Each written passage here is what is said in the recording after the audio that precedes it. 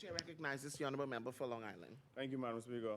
I'm happy to again be able to rise in this place on behalf of the people of Long Island, a people who have demonstrated time and time again that we are most certainly the most industrious, hard-working, striving people in this Commonwealth.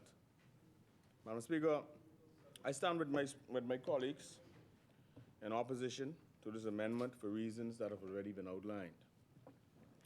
Madam Speaker, having said that, there are a few matters of significance concerning the central bank and banking in the Bahamas that are quite concerning. Madam Speaker, it is widely stated that the Bahamas is a nation of over-leveraged consumers.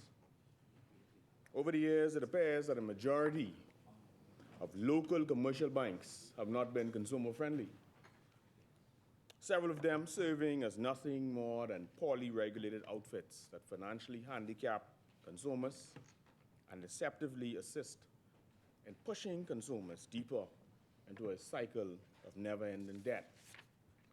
Frankly, Madam Speaker, many consumers seeking bank loans under the current rapacious business models are promised one rate and loaded with hidden back-end fees, thank you, once a transaction has been concluded.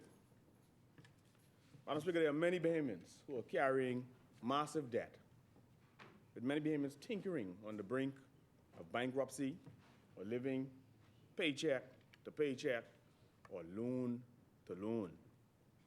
Desperate, debt-ridden Bahamians are being driven further into bankruptcy by predatory banks and lending institutions that encourage cyclical, imprudent borrowing habits and grant loans with inflated interest rates and excessive bank charges to barely qualifying consumers. So imagine giving monies to high-risk borrowers and locking them into high-interest, lengthy repayment terms that force them to live paycheck to paycheck. The fact that most Bahamians don't have $1,000 or even $500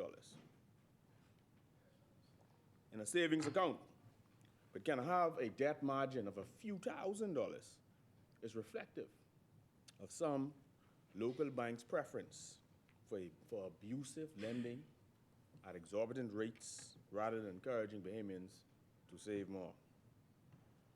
It is in part due to these rapacious practices that Bahamian borrowers are constantly broke. You always hear that reference, and fall into this never-ending cycle of routinely rewriting one loan after the other. You know what's worse, Madam Speaker, is when they get a loan, some of that loan money is taken back, like I said earlier, to pay those bank fees. Imagine that. You go for a $5,000 loan, and you get $4,500. The other $500 is paying the bank their fees. Madam Speaker, we've all heard how certain Bahamian consumers can embrace the following the Joneses syndrome and thereby become ensnared with these high-interest consumer loans from these avaricious financial institutions for trivial purchases, jewelry. I know of someone who borrowed monies just to get rims for a vehicle, trips overseas, clothes, etc. Just enough money to become trapped in an enduring quagmire of financial problems and continuous refinancing. You know, as it appears, or as it stands, Madam Speaker, there appears to be little to no effort at credit facilities to educate the consumer. And quite frankly, it is practically impossible for Bahamians who are effortlessly approved for high-interest consumer loans to be approved for loans or mortgages, to be approved for commercial loans. People talk about the difficulty with getting mortgages, the difficulty with getting loans to start businesses, or any other loan for substantial financing for their own self-empowerment. So I noticed I told a friend of mine lately, I said, look, bank fees continue to expand and to spread like germs. You know, you think about credit cards. You think about how egregious and steep these rates are. A credit card might seem convenient at the moment, but the rates are simply unreasonable. You think about the unreasonable fees that are applied to checking accounts and how you see customers being gouged when these outrageous fees are also now attached to savings accounts. Or when you use the automatic banking machine or the ATM and just to withdraw your own money, paying exorbitant fees to take your own money out the bank. You know, I remember traveling to Europe, and every time I travel to Europe and use my cards, maybe when I come back, I would be stunned to see the exorbitant fees that are applied for these foreign debit transactions. And so, you know, when you think about these ATMs and these monthly service charges by banks, I think they're grossly overinflated. You know, I mean, if you check 5 years ago what these fees were, and you check today, these fees have doubled, and in some instances tripled. And amazingly, I don't see much effort to curb the enthusiasm of the banks in taking advantage, I believe, of customers. You look at checks. If you get a $50 check and you want to go cash that, you're probably going to pay $10 just to cash the check. And you're going to leave with $40 out of $50. So the poor, these entities are not beneficial to the poor. Why does the use of different accounts at the same bank carry separate fees? If a fee must be applied, why is there not a consistent fee across multiple accounts? How big is the difference between the rates at which local banks borrow and the rates at which they lend? Indeed, the fat spreads charged by these banks yield very high profit margins. So we need greater transparency, Madam Speaker, when it comes to commercial bank fees. Who is protecting the consumer?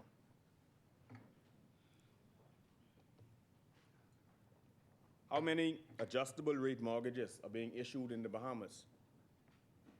How many?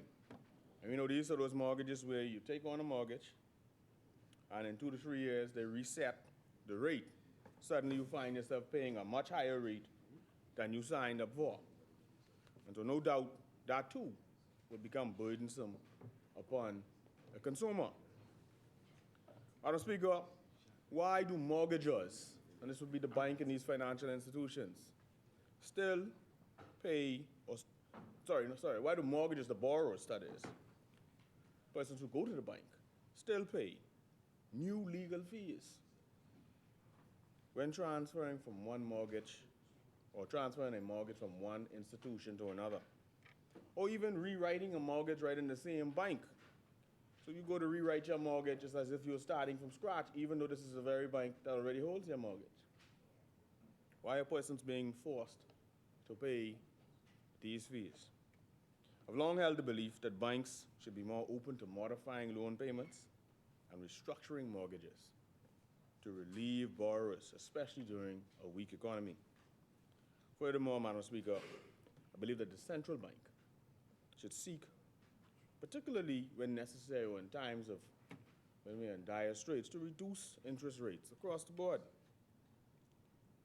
You know, why are mortgage rates in the Bahamas so high? You know, you always hear stories about the average mortgage being at some 8 or 8.75% at the lower end to as high as 11 or 12%.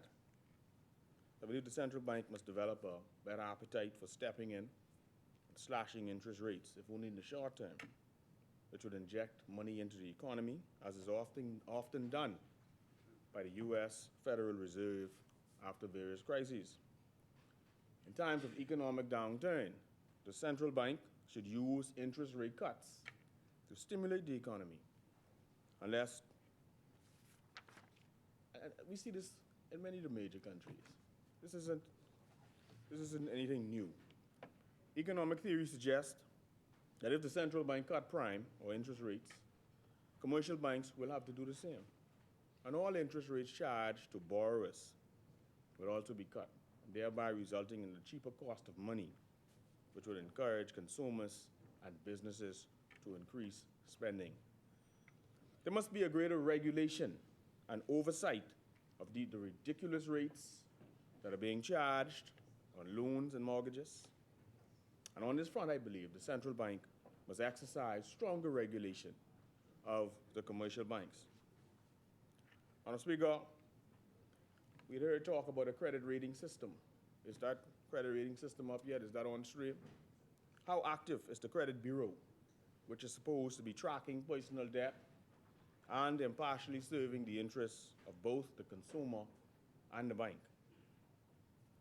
Madam Speaker, these days, Bahamians we know that when Bahamians go to the bank, more often than not, particularly if it's an unsecured loan, these are high interest loans.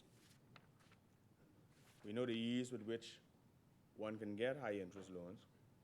We know that these unsecured consumer loans can range from rates at 14%, imagine borrowing $5,000 at 14%, to as much as 21, 22%, which puts many Bahamians into financial bondage. Bahamians have become virtual slaves to banks. Virtual slaves to banks. I spoke about the hidden fees and how these loans are laced with these fees. And you know, when you are at a point where you want those monies or you have something to pay off or you're a little desperate, you will sign these documents, and the average person signs these documents hastily without reading the fine print. So for example, if someone takes out a $20,000 unsecured loan with a term maturation of 5 years, and I was speaking to a banker about this, that person whose salary, let's say, is being deducted will have to pay nearly 2 years' worth of interest before making a dent in the principal. So they're paying at the end of that 5 years 2 to 3 times the amount of the loan that they would have taken out. So, Madam Speaker, even with credit cards, 18 to 25%. 18 to 25% on credit cards. You know, ridiculous. And then we have payday lending in the Bahamas, Madam Speaker, which is also something I believe that the central bank must do a better job at monitoring and regulating. This has evolved into a lucrative industry with steep interest rates attached to loans. And this budding industry must be regulated as it is risky to customers or consumers, and keeps the underprivileged and the poor, particularly those who are financially uneducated. Another problematic facet of banking is the proclivity of certain banks to close customers' savings and checking accounts without notices. Madam Speaker, one of the things we've observed over the years, many years, is that banks, if a mortgagee, or a mortgagor, falls behind on a mortgage, let's say in the last 2-3 years of the mortgage, you've had banks foreclose on properties and take properties from poor persons, poor Bahamians who would have paid for 27, 28, 29 years, had a bad time at some juncture, and the banks have been able to just take the home, put it on the market, get what they could get for it, and just walk away. That's wrong. That's wrong. And so, whilst Bahamian banks charge some of the most exorbitant fees in the world, we have to look at how do we properly charge them for licensing. Licensing charges for these institutions are comparatively low when contrasted with other jurisdictions. This is significantly low. These fees are significantly low when you take into account the annual record-setting profits earned by these entities. Perhaps it is time that all of the commercial banks, I see some on BISICs, but particularly those in the Bahamas that operate foreign subsidiaries, that they offer Bahamians a piece of the pie through basics listings that give natives an opportunity to invest and share in the profits. Madam Speaker, with banking currently listed as the Bahamas' second largest industry, it is past due for consumer protection regulations to be strictly and constantly enforced. We need stronger legislation or stronger enforcement in order to guarantee consumer protection.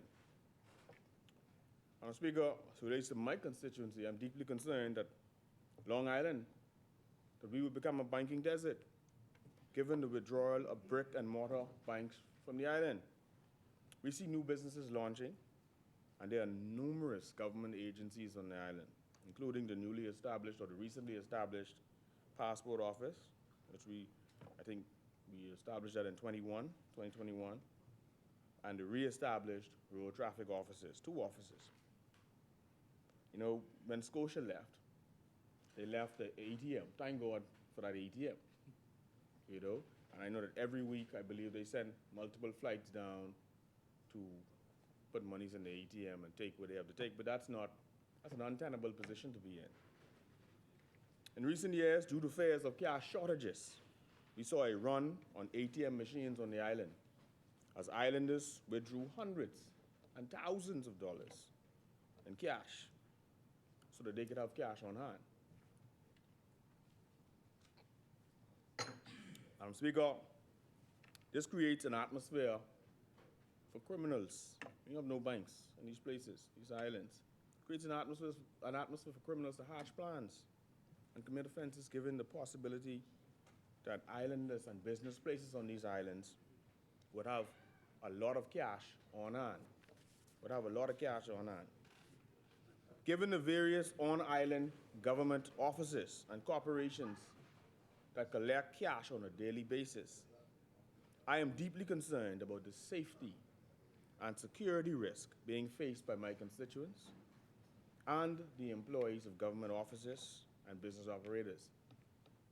Whilst I embrace the transition to a digital platform as a supplemental means of transacting business, it will not be immediate, as there are many persons on islands like mine who are challenged with internet access and digital literacy. Poor internet connectivity in parts of Long Island would make accessing digital financial services difficult for constituents. And we also have a lot of elderly folks who are not familiar with this new banking or this digital banking platform. So what happened to the digital rollout of the Central Bank of the Bahamas' sand dollar? We haven't heard much about that lately. And we haven't seen that come into many of these islands or impact in many of these islands that are unbanked. Madam Speaker, for us in Long Island, the most viable banking option, quite honestly, is for the Bank of the Bahamas to be domiciled on the island. At this juncture, we are only left to rely on this publicly owned bank, which we believe should be mandated to provide a certain level of financial services to communities such as Long Island. With major resorts on my island, in my constituency, businesses, government offices and corporations, elderly folks and visitors, Long Island, given its standing as a major island, cannot continue to be unbanked. We are in desperate need of financial inclusion. The Bank of the Bahamas is currently situated in Andros, namely Camps Bay and Mangrove Key, Bimini, Eleuthera, Inagua, San Salvador, and Cat Island. Notably, Long Island's population, business engagement, and economy is bigger than some of the islands where the BOB is currently located. We continue to seek the intervention of the government and the Bank of the Bahamas in ensuring that banking is in place for Long Islanders to access their funds and to carry out basic levels of commerce with various suppliers of government services. I'm also requesting that the government upgrades the postal system in Long Island which would also support local financial services. I believe that bank licenses, Madam Speaker, I firmly believe this here, just like I believe in the national lottery, that we should move to establishing a national lottery. But I believe that bank licenses should be issued to qualified Bahamian groups and that more credit unions and cooperatives should be licensed, regulated, and allowed to become established in the Family Islands. We have to convey a commitment to bringing about financial inclusion to all of our people, not just in New Providence, but throughout the length and breadth of this Commonwealth. Madam Speaker, certainly Long Island cannot continue to be unbanked. The business community, the elderly, tourists, and everyday Long Islanders have been affected immensely and negatively by our not having access to financial services like so many of our brothers and sisters in other parts of the Bahamas. And on that note, Madam Speaker, I rest. Thank you, Honorable Member.